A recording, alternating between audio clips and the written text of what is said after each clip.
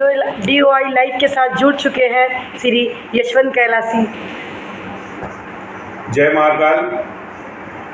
पहले एपिसोड में हमने आपको बताया था कि कैलाश मानसरोवर यात्रा को कैसे और कहां से किया जाता है, और आज के इस एपिसोड में मैं आपको ये बताना चाहूँगा कि कैलाश मानसरोवर यात्रा से जाने से पूर्व आपको क्या क्या तैयारियां करनी पड़ती हैं।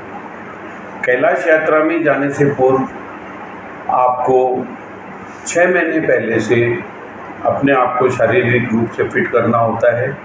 उसके लिए आपको सुबह और शाम लगभग 10,000 कदम पैदल ब्रिस्क वॉक, तेज पैदल चलना आपको प्रैक्टिस में लाना चाहिए।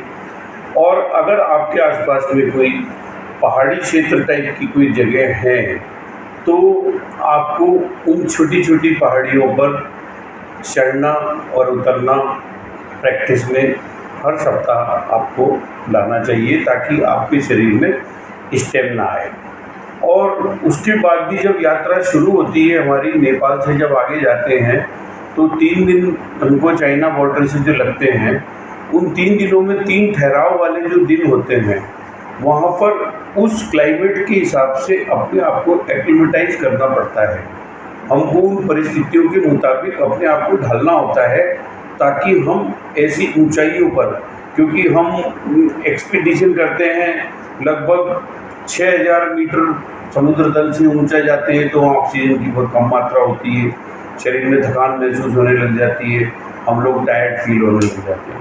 तो इस चीज़ से निपटने के लिए वो 3 दिन का जो सफ़र होता है हमारा चाइना तिब्बत सीमा के अंदर, तो वहाँ पर जो छोटी छोटी पहाड़ियाँ हैं, उन पहाड़ियों पे कभी 1,500 मीटर तक चल करके वापस आना होता है, कभी 2,500, कभी 3,000, कभी 4,000, ऐसे उतरते चढ़ते रहना तीनों दिन हमको पड़ता है, ताकि हमको आगे की यात्रा में असुविधा न हो और हम उसके लिए शारीरिक रूप से सक्षम हो सकें। सर, ये जो कार्यक्रम है, ये जो आप मानसरोवर की यात्रा, इसके पहले ट्रैकिंग की तैयारी करनी चाहिए, एडवेंचर करना चाहिए पहले से ही।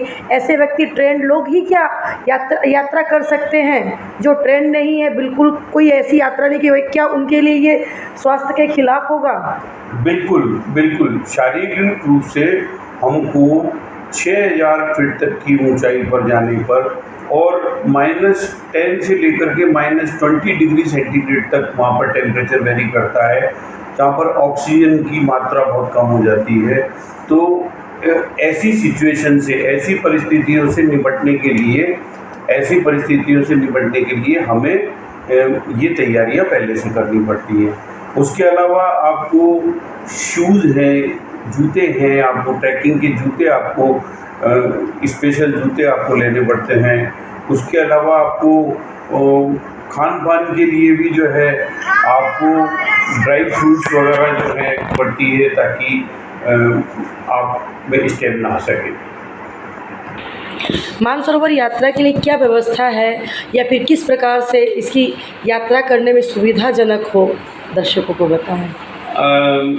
मानसरोवर यात्रा के लिए, कैलाश मानसरोवर यात्रा के लिए जो भी व्यक्ति जाते हैं, उनके लिए सबसे बेस्ट सीजन और बेस्ट समय जो रहता है मई से लेकर के और सितंबर मिड तक का होता है।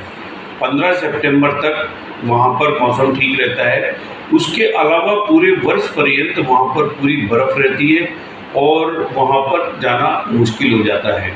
जहाँ तक आपने पूछा वहाँ ठहरने की क्या व्यवस्थाएं हैं, तो वहाँ पर तिब्बत सरकार के द्वारा पूरी व्यवस्थाएं की हुई होती हैं, लेकिन 2 समय वहाँ पर अवॉइड करने होते हैं। एक तो पूर्णिमा के समय, जब फुल मून होता है, उस समय वहाँ पर उनका एक फेस्टिवल होता है, सागा फेस्टिवल। तो वो उस आसपास के क्षेत्र के सभी लोग वहाँ एकत्रित होकर के उस उत्सव को मनाते हैं। इसलिए वहाँ पर जितनी एकोमोडेशन है, ज़्यादा वहाँ पर रहने की एकोमोडेशन ज़्यादा नहीं है, लेकिन जितनी भी एकोमोडेशन होती है वो पूरी उस फेस्टिवल में आने वाले लोगों के लिए ऑक्यूपाई हो जाती है। तो फिर जो दूसरे पर्यटक आते हैं, जो कैलाश मानसरोवर यात्रा के लिए जो लोग आते हैं, उनको ठहरने की व्यवस्था जो है वो तो उनको मुश्किल होती है। तो ऐसे समय में पूर्णिमा जब नहीं हो तब वहाँ पर जाने को अवॉइड करना चाहिए। आप मानसरोवर झील पर ही रहें और फिर 2 दिन बाद अपनी यात्रा को प्रारंभ करें। सरकार इसके लिए क्या व्यवस्था कर रखी है?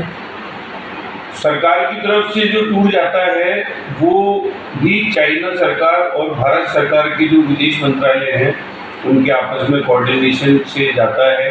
और इस सेंट्रल गवर्नमेंट इसके लिए जो है आपके लगभग फरवरी या मार्च शुरू में इसके लिए आवेदन पत्र मांगते हैं और पूरा प्रोसीजर होता है। विदेश मंत्रालय इस यात्रा हेतु आवेदन मांगते हैं, उस आवेदन पे स्क्रूटनी करके और उसके बाद मेडिकल टेस्ट होता है। वो सब चीज़ें पास करने के बाद में वो 18 से 20 दिन की पैदल यात्रा होती है और पिथौरागढ़ से होते हुए वो टूर जाता है। इसमें क्या उम्र की भी कोई सीमा है? कितनी उम्र की से लेकर कितनी उम्र तक के लोग इस यात्रा को कर सकते हैं? उम्र की तो ऐसे सीमा है कि इसमें मैच्योर्ड लोग ही जाएं तो बेटर रहता है। इमैच्योर जो लोग हैं, जो परिस्थितियों के मुताबिक ढलते नहीं हैं और वहाँ पर जो सुंदरता मनोहारी दृश्य दिखते हैं वो देखने के लिए वहाँ रुक जाते हैं। क्योंकि ऑक्सीजन वहाँ पर कम होती है इसलिए वहाँ पर ये हिदायत दी जाती है, निर्देश दिए जाते हैं कि आप यहाँ पर 5 मिनट से ज़्यादा नहीं रुकें। लेकिन फिर भी अगर कोई एक्साइटेड लोग जो होते हैं वो वहाँ रुक जाते हैं तो उनको फिर भुगतना पड़ता है।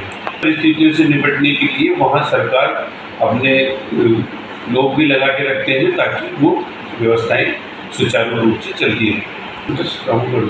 Thank you sir. जय महाकाल।